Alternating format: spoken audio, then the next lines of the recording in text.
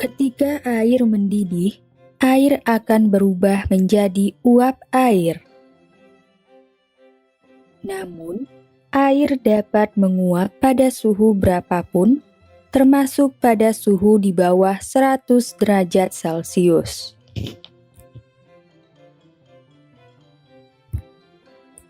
Contohnya, ketika kalian menjemur pakaian basah, beberapa saat kemudian pakaian tersebut akan menjadi kering. Keringnya pakaian basah ini disebabkan oleh menguapnya air. Penguapan air seperti ini berhubungan erat dengan tekanan uap zat. Apakah yang dimaksud dengan tekanan uap zat? Mari kita simak pembahasannya berikut ini. Kita telah mengetahui bahwa titik didih air adalah 100 derajat Celcius.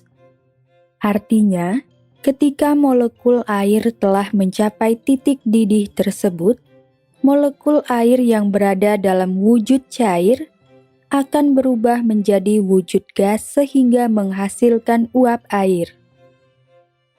Akan tetapi, air tidak harus mendidih atau mencapai titik didihnya terlebih dahulu untuk menguap atau berubah menjadi uap.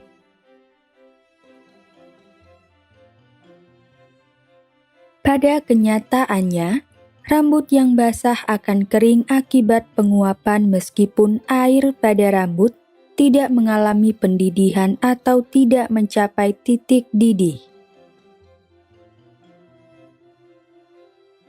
Simpulannya adalah, setiap kali terjadi pendidihan atau air mencapai titik didihnya, pasti terjadi penguapan.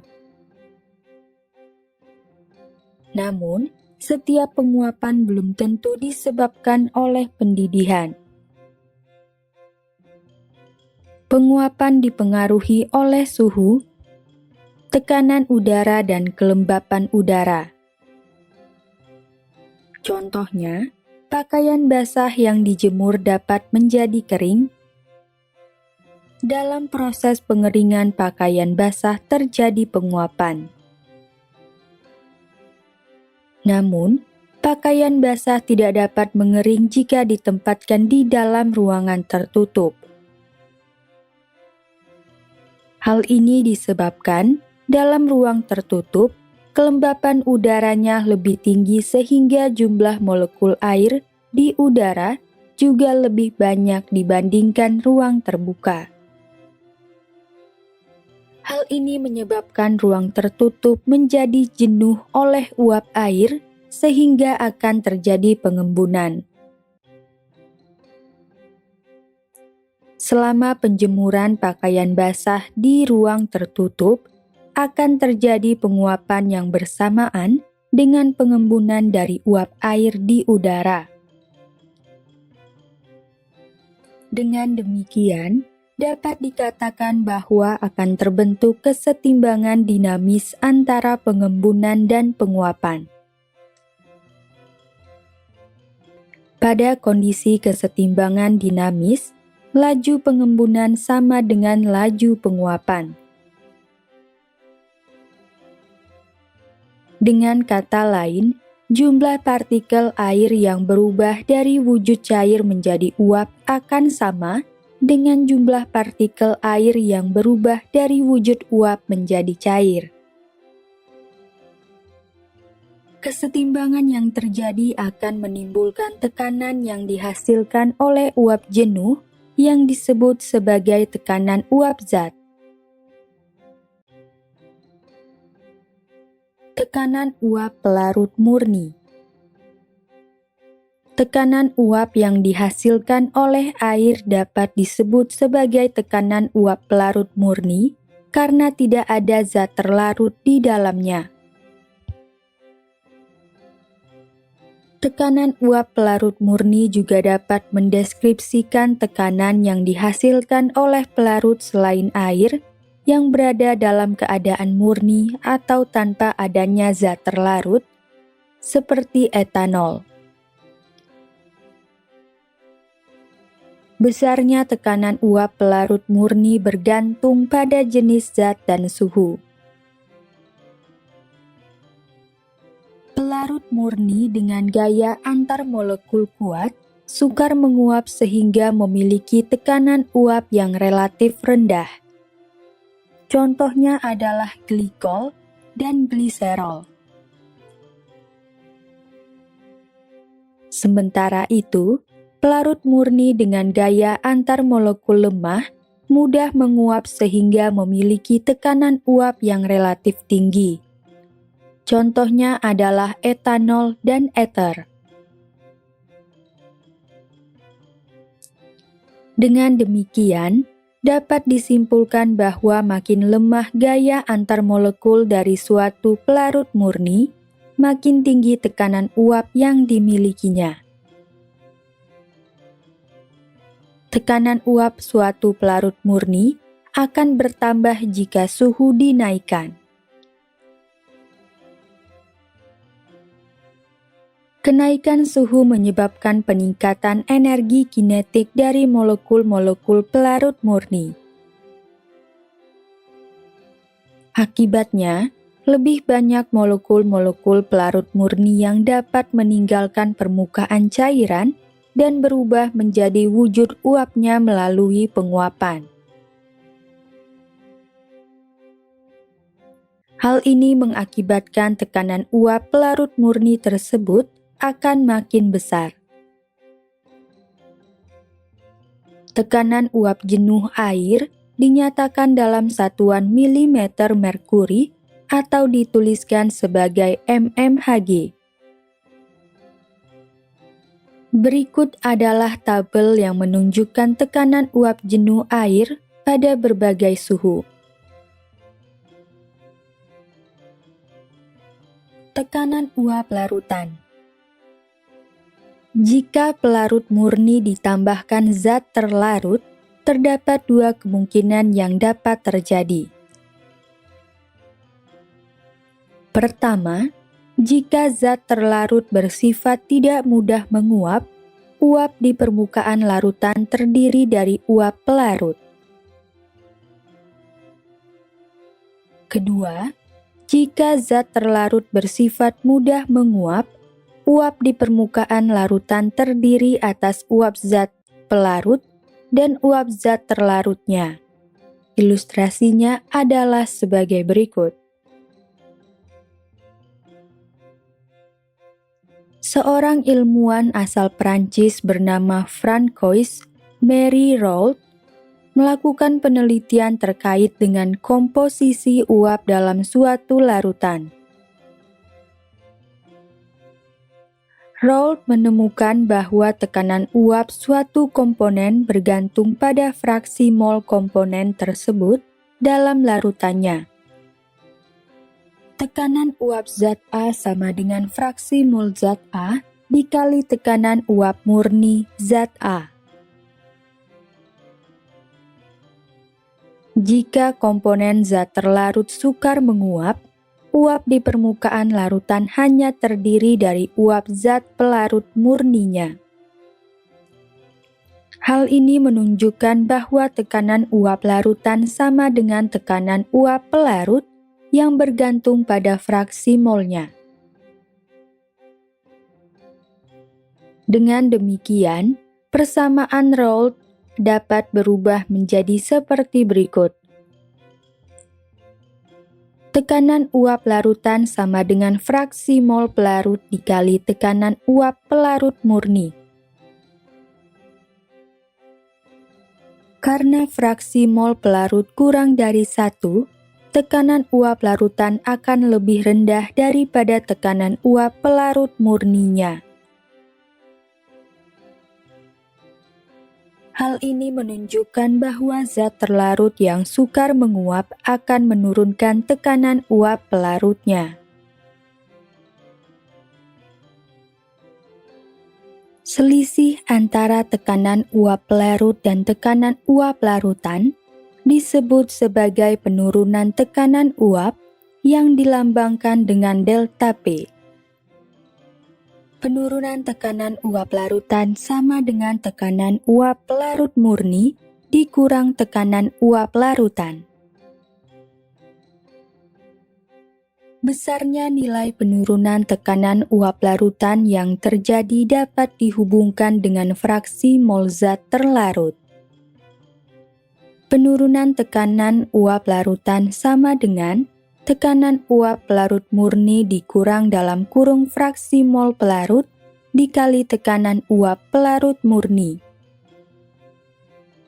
Pada pembelajaran sebelumnya, telah dijelaskan bahwa penjumlahan fraksi mol zat pelarut dan fraksi mol zat terlarut adalah satu yang dituliskan secara matematis sebagai berikut. Fraksi mol zat pelarut ditambah fraksi mol zat terlarut sama dengan 1. Oleh karena itu, persamaan penurunan tekanan uap larutan adalah sebagai berikut. Penurunan tekanan uap larutan sama dengan tekanan uap pelarut murni dikurang dalam kurung fraksi mol pelarut dikali tekanan uap pelarut murni. Penurunan tekanan uap larutan sama dengan tekanan uap pelarut murni dikurang dalam kurung 1 dikurang fraksi mol zat terlarut dikali tekanan uap pelarut murni. Penurunan tekanan uap larutan sama dengan tekanan uap pelarut murni dikurang tekanan uap pelarut murni ditambah fraksi mol zat terlarut dikali tekanan uap pelarut murni. Penurunan tekanan uap larutan sama dengan fraksi mol zat terlarut dikali tekanan uap pelarut murni.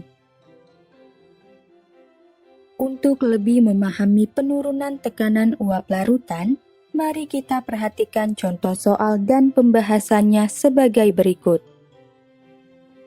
Contoh soal.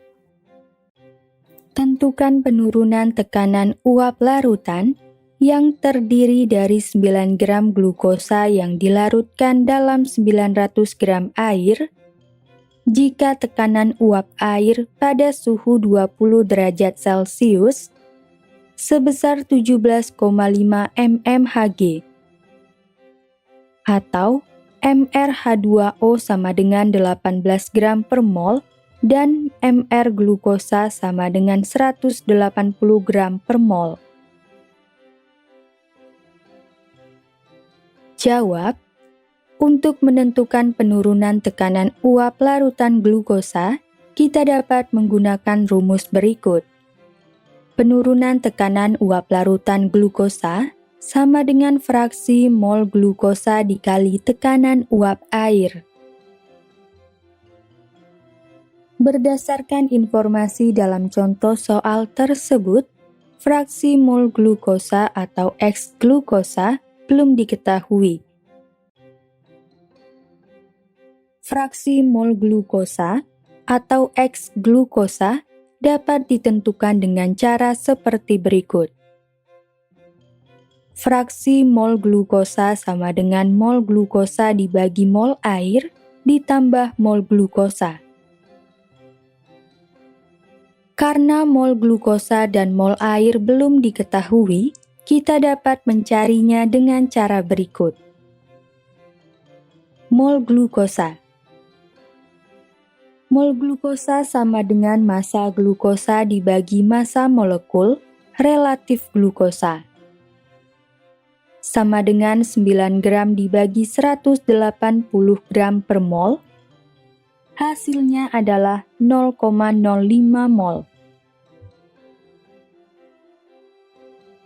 Dengan demikian, mol glukosa adalah 0,05 mol. Mol air. Mol air sama dengan massa air dibagi massa molekul relatif air. Sama dengan 900 gram dibagi 18 gram per mol.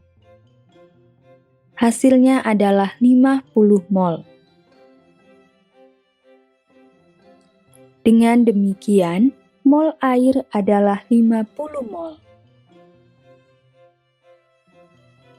Setelah mol glukosa dan mol air diketahui, fraksi mol glukosa dapat ditentukan dengan cara berikut. Fraksi mol glukosa sama dengan mol glukosa dibagi mol air ditambah mol glukosa. Sama dengan 0,05 mol dibagi 50 mol ditambah 0,05 mol. Sama dengan 0,05 mol dibagi 50,05 mol. Hasilnya kira-kira sama dengan 0,001. Dengan demikian, fraksi mol glukosa adalah 0,001. Selanjutnya, kita dapat menghitung penurunan tekanan uap larutan glukosa dengan cara berikut. Penurunan tekanan uap larutan glukosa sama dengan fraksi mol glukosa dikalikan tekanan uap air. Sama dengan 0,001 dikali 17,5 mm merkuri. Hasilnya adalah 0,0175 mm merkuri. Dengan demikian, penurunan tekanan uap larutan glukosa dalam reaksi tersebut adalah 0,0175 mmHg. Poin-poin penting pada pembelajaran kali ini adalah sebagai berikut. Pertama, tekanan uap yang dihasilkan oleh air dapat disebut sebagai tekanan uap pelarut murni karena tidak ada zat terlarut di dalamnya. Tekanan uap pelarut murni juga dapat mendeskripsikan tekanan yang dihasilkan oleh pelarut selain air yang berada dalam keadaan murni atau tanpa ada zat terlarut, seperti etanol. Kedua, makin lemah gaya antar molekul dari suatu zat pelarut murni, makin tinggi tekanan uap yang dimilikinya. Ketiga, tekanan uap suatu pelarut murni akan bertambah jika suhu dinaikkan. Keempat, jika pelarut murni ditambahkan zat terlarut, terdapat dua kemungkinan yang dapat terjadi. Jika zat terlarut bersifat tidak mudah menguap, uap di permukaan larutan terdiri dari uap pelarut.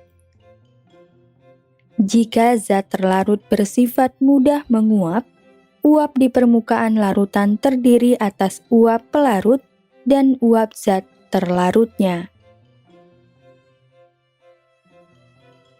Kelima, Raoult menemukan bahwa tekanan uap suatu komponen bergantung pada fraksi mol komponen tersebut dalam larutannya. Keenam, penurunan tekanan uap larutan atau delta P dapat dihitung dengan rumus berikut.